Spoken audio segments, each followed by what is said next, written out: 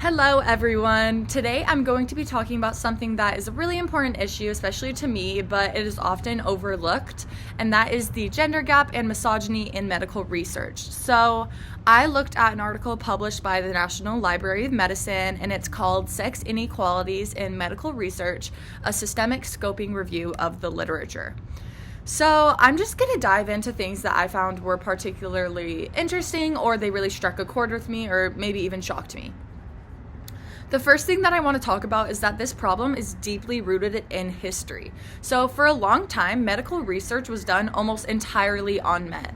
Women were often excluded, and the findings were just very generalized, and they treated it as if female and male bodies were the same. And obviously that's led to a lot of problems. A few examples of this are that women wait longer than men for diagnoses. They're more likely to be misdiagnosed. And even when they do have a serious medical event like a heart attack, they're less likely to get the right treatment.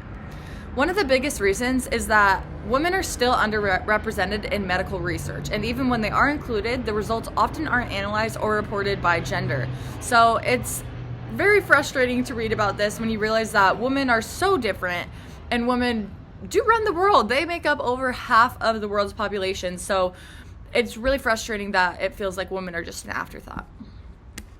Another concerning finding that I read about was that a review of studies from 2009 to 2019 found that out of 17 articles that they looked at, only 12 of them focused on the gender gap in medical research, and shockingly, 5 of them weren't even about improving women's health. They were about female aesthetics. And yes, that's talking about attractiveness being measured as a marker of health. So how does that help anyone? It doesn't. The answer is that it does not help anyone.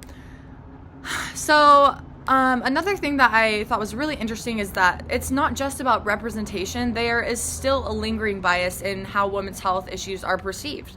For example, conditions like endometriosis are often dismissed or misdiagnosed because women's pain is often seen as all in their heads. And that delayed diagnosis that I talked about previously, it's an average of 4.4 years, which was extremely shocking to me. I mean, seriously, imagine living with debilitating pain for years because nobody's taking you seriously.